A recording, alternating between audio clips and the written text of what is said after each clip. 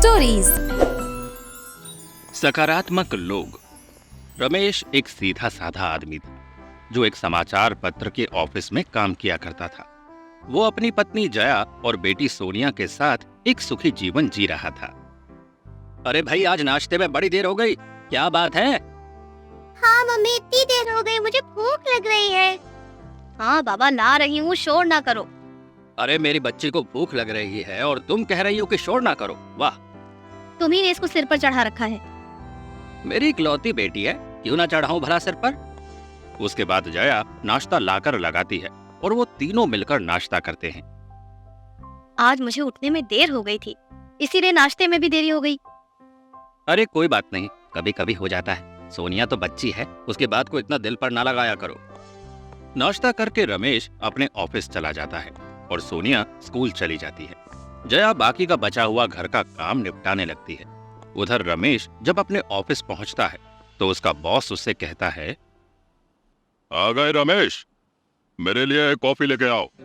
Good morning sir, अभी लाता हूँ। रमेश अपने बॉस को कॉफी लाकर देता है। रमेश, जरा एसी ऑन कर दो। जी सर। रमेश उस ऑफिस में एक कॉपीराइटर था और इसीलिए उसे ये सब काम करना बड़ा अजीब लगता था, पर वो अपने बॉस के सामने कुछ बोल नहीं पाता था, इसलिए मजबूरन ये काम करता रहता था। बॉस को पता है कि मैं यहाँ काम करता हूँ, उसके बावजूद मुझसे ये सब काम करवाते रहते हैं। मुझे समझ नहीं आता कि मैं क्या करूं। मना करूंगा तो हो सकता है मुझे नौकरी से निकाल दे। चुपचाप रहना ही बेहतर है। हाँ।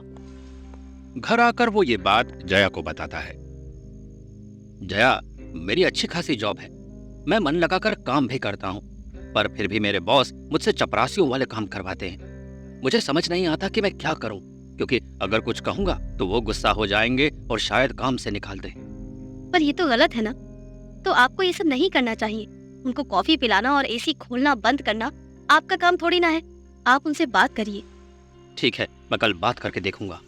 अगले दिन रमेश अपने बॉस के काम को मना कर देता है और कहता है कि सॉरी सर, पर मैं आपके ये काम नहीं कर पाऊंगा। ये काम आपको चपरासी से करवाने चाहिए। क्या तू मुझे मना करेगा? अगर यहाँ नौकरी करनी है तो मेरे ये काम भी करने ही पड़ेंगे, समझा? ज्यादा दिमाग खराब हो रहा है तो कहीं और नौकरी देख ले। काम करने तक तो ठीक था, पर रमेश अपनी इस बेइज्जती को झेल नहीं पाता और पलटकर चिल्ला पड़ता है। अरे रखो अपनी नौकरी अपने पास। मुझे भी ऐसी जगह काम नहीं करना जहाँ टैलेंट की जगह चाटुकारिता की अहमियत हो। ढूंढ लेना कोई और जो आपकी कठपुतली बनने को तैयार हो। सिक्योरिटी, इस आदमी को यहाँ से बाहर निकालो अभी। रमेश को नौकरी से निकाल दिया जाता है। वो घर जाता है और जया को सब कुछ बताता है। जया, मैंने नौकरी छोड़ दी है, या यूं कहो कि उन्होंने मुझे निकाल दिया, क्योंकि अब तक तो वो मुझसे बस चपरासियों वाले काम करा रहे थे, पर आज उन्होंने मेरी बेइज्जती भी की। मैं ऐसी जगह काम नहीं कर सकता। मैं तुम्हारी बात समझ रही हूँ, पर अगर नौकरी छोड़ दोगी तो पैसे कहाँ से आएंगे? घर के इतने खर्चे हैं और तुम भूल गए कि हमारी बेटी प्राइवेट स्कूल में पढ़ती है। मैं तुम्हारी बात समझ रहा हूं, तुम फिक्र ना करो, मैं कुछ ना कुछ कर लूंगा। रमेश जीवन के प्रति बहुत ही सकारात्मक नजरिया रखने वाला व्यक्ति था। नौकरी जाने के बाद भी वो अपनी जिंदा दिली नहीं छोड़ता। पहले की ही तरह सबसे मिलजुल कर रहता है और नई नौकरी की तलाश करता रहता है। पापा, आपको नई जॉब मिल गई क्या? नहीं बेटा, अभी तक तो नहीं मिली, पर तुम क्यों पूछ रही हो? वो स्कूल की फीस जमा करनी है। अरे तो तुम उसकी चिंता क्यों कर रही हो? तुम आराम से स्कूल जाओ, पढ़ाई करो और मेरा नाम रोशन करो। फीस की टेंशन तुम मुझ पर छोड़ दो। हाँ। पर पापा। अरे मैंने कहा ना, कोई टेंशन की बात नहीं है, तुम बस अपनी पढ़ाई पर ध्यान दो। रमेश सोनिया के स्कूल की फीस जमा कर देता है और कुछ समय तक घर का खर्चा भी जैसे तैसे चलाता रहता है, लेकिन एक लंबा समय गुजर जाने के बाद भी उसको नौकरी नहीं मिलती, तो फिर उसको भी टेंशन होने लगती है। हे भगवान, अब तो मेरे बचे हुए पैसे भी खत्म होने पर आ गए हैं। मैंने अब तक हर चीज को सकारात्मक नजरिए से ही देखा है, और अब अगर मुझे नौकरी नहीं मिली तो क्या होगा? जी, आपको अगर कोई दफ्तर में नौकरी नहीं मिल रही है तो आप छोटी मोटी नौकरी या मजदूरी क्यों नहीं कर लेते? कम से कम हमारे खाने पीने की तो दिक्कत नहीं आएगी। रमेश को ये सुनकर गुस्सा आ जाता है और वो चिल्लाकर जया से कहता है, अरे तुम तो ऐसी बातें कर रही हो जैसे कि मैं तुम लोगों को भूखा मार रहा हूँ। जब तक मैं हूं ना, तब तक खाने पीने की कोई दिक्कत नहीं होगी। और मैं ये कोई छोटी मोटी नौकरी या मजदूरी नहीं करूंगा। समझ में आई बात? रमेश ये बोलकर गुस्से में घर से निकल जाता है और जया वहीं खड़ी उसे देखती रह जाती है। उसे चिंता हो रही होती है कि अब क्या होगा, और तभी उसे चक्कर आता है और वो बेहोश होकर गिर पड़ती है। सोनिया ये देखकर घबरा जाती है और भागती हुई बाहर निकलती है और रमेश को बुलाती है। पापा, पापा, मम्मी बेहोश हो गई। रमेश, जो कि अभी थोड़ी ही दूर गया होता है, वो सोनिया की आवाज सुनकर दौड़ा चला आता है। घर में आकर देखता है कि जया जमीन पर बेहोश पड़ी है। वो फौरन उसे उठाकर अस्पताल ले जाता है। डॉक्टर साहब, देखिए देखिए मेरी पत्नी को क्या हो गया है। जया को अस्पताल में भर्ती कर लिया जाता है। डॉक्टर बताते हैं कि जया का ऑपरेशन करना पड़ेगा, पर रमेश के पास तो दवाई के ही पैसे नहीं होते।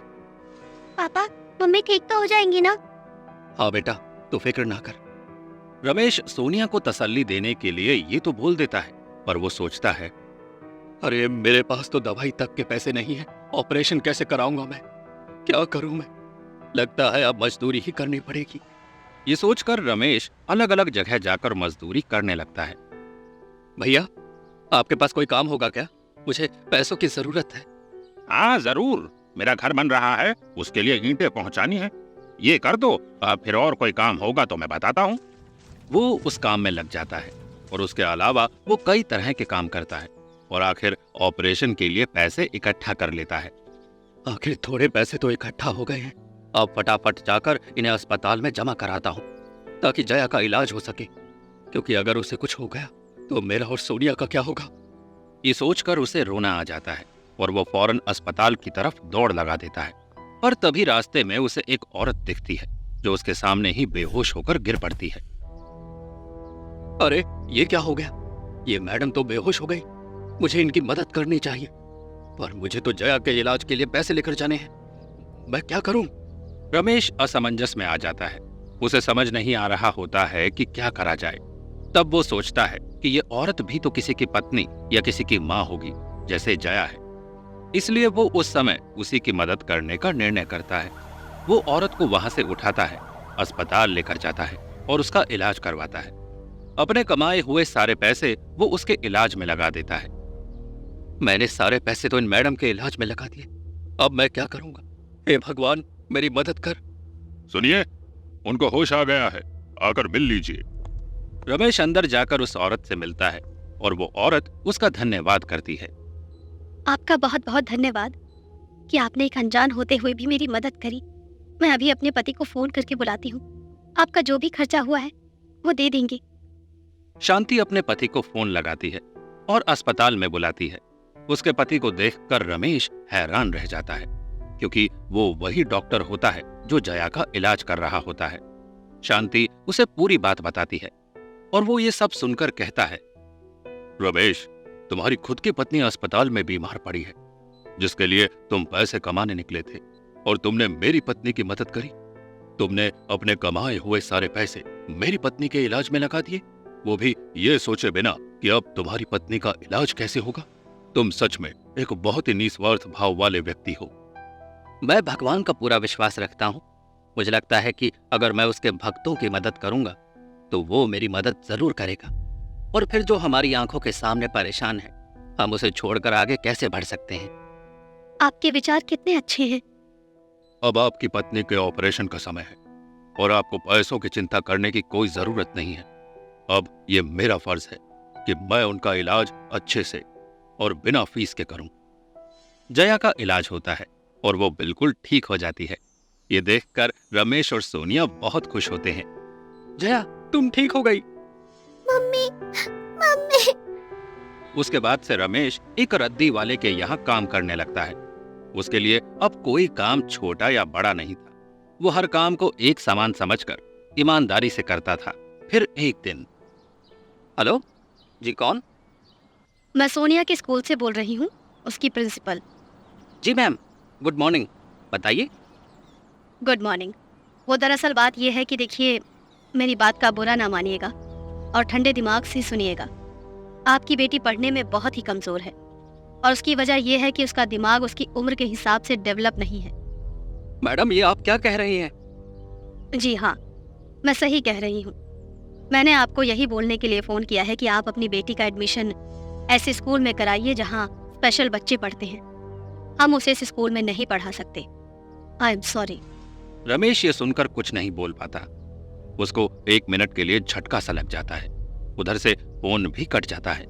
सोनिया खड़ी अपने पापा को देख रही होती है। वो पूछती है, क्या हुआ पापा? प्रिंसिपल मैम ने क्या कहा? रमेश खुद को संभालते हुए कहता है, अरे वो ये कह रही थी कि सोनिया बहुत तेज दिमाग की लड़की है, उसे हमारा स्कूल पढ़ा नहीं पा रहा है। यहाँ के टीचर इतने काबिल ही नहीं है कि सोनिया को पढ़ा सके। तो मैंने कहा ओके, मैं अपनी बच्ची को खुद पढ़ाऊंगा अब। क्या सच में पापा? स्कूल वाले टीचर मुझे नहीं पढ़ा रहे? हाँ बेटा, पर तू फिक्र ना कर, मैं पढ़ाऊंगा तुझे। ओके पापा, मैं घर पर भी खूब मन लगाकर पढ़ूंगी। उसके बाद से रमेश सोनिया को पढ़ाना शुरू कर देता है। वो उसे उसकी स्कूल की किताबों से भी पढ़ाता है और उसके अलावा जहाँ रद्दी वाले की दुकान पर वो काम करता था वहां से अलग अलग किताबें लाकर भी पढ़ाता है। वो उसे जरा भी एहसास नहीं होने देता है कि वो किसी भी मामले में किसी से कम है या वो दिमाग से कमजोर है। पापा, इतना अच्छा तो स्कूल वाले भी नहीं पढ़ाते थे जितना अच्छा आप पढ़ाती हो। हाँ वो तो है, तभी तो मैं पढ़ा रहा हूँ तुझे। रमेश सोनिया को मन लगाकर पढ़ाता है, जिसमें जया भी उसकी पूरी मदद करती है। ऐसे ही समय गुजरता जाता है और फिर एक दिन रमेश को वही डॉक्टर मिलता है जिसने जया का इलाज किया था। रमेश उसे सोनिया के बारे में बताता है तो वो कहता है, अगर ऐसा है तो तुम बिल्कुल सही कर रहे हो, पर अब तो उसके कॉलेज जाने की उम्र हो गई है, तो क्या सोचा है? अभी तो कुछ नहीं सोचा, अब तक तो घर पर पढ़ा रहा था, अब देखो क्या हो। तुम फिक्र ना करो, मैं सोनिया बेटी का एक कॉलेज में एडमिशन करा दूंगा। डॉक्टर सोनिया का एडमिशन एक बड़े कॉलेज में करा देता है और उसकी पढ़ाई की जिम्मेदारी भी उठाता है। 1 साल गुजर जाता है और सोनिया पूरे कॉलेज में टॉप करती है, जिस कारण उसे आगे की पढ़ाई के लिए स्कॉलरशिप भी मिल जाती है। बेटी, तूने तो हमारा नाम रोशन कर दिया। ये तो आपका और माँ का आशीर्वाद है पापा। सोनिया उस कॉलेज से पढ़ाई पूरी करती है और आगे चलकर इंडियन आर्मी में भर्ती होती है और देश की सेवा करती है, जिससे रमेश, जया, डॉक्टर साहब और वो खुद भी बहुत गौरवान्वित महसूस करती है। रमेश, तुम्हें पता है आज सोनिया इस मकाम पर क्यों पहुंची है? हाँ, अपनी मेहनत से। हाँ, मेहनत तो है, पर उससे भी पहले है तुम्हारा जीवन के प्रति सकारात्मक नजरिया। अगर वो ना होता तो कुछ ना होता। स्कूल से फोन आने के बाद अगर उस पर विश्वास रखकर तुमने उसे पढ़ाया ना होता तो क्या ये होता? नहीं होता। मेहनत तो बाद में आती है, पहले आता है काम करने का विश्वास और उसके प्रति सकारात्मक दृष्टिकोण जो तुम में है और तुमसे मैंने भी सीखा है। रमेश आंसू भरी आंखों के साथ कहता है, धन्यवाद डॉक्टर साहब, मैंने तो कभी इतना सोचा ही नहीं, बस भगवान पर भरोसा रखा और अपना काम किया। यही तो तुम्हारी खूबी है कि तुम्हारे जीवन में जो भी हुआ उसे तुमने भगवान की मर्जी माना, लेकिन बैठे नहीं रहे और न ही उसमें नकारात्मकता देखी। मुश्किलें और कठिन समय सबके जीवन में आते हैं, पर सकारात्मक रहकर उस कठिन समय से आसानी से निकला जा सकता है। हमें खुद पर विश्वास रखना चाहिए और किसी भी काम को छोटा समझे बिना सकारात्मक भाव से अपना कर्तव्य निभाना चाहिए। कहानी अच्छी लगी है तो इस वीडियो को लाइक और शेयर कीजिए और कमेंट करके भी बताइए कि आपको ये कहानी कैसी लगी। मिलते हैं आपसे अगले वीडियो में। धन्यवाद।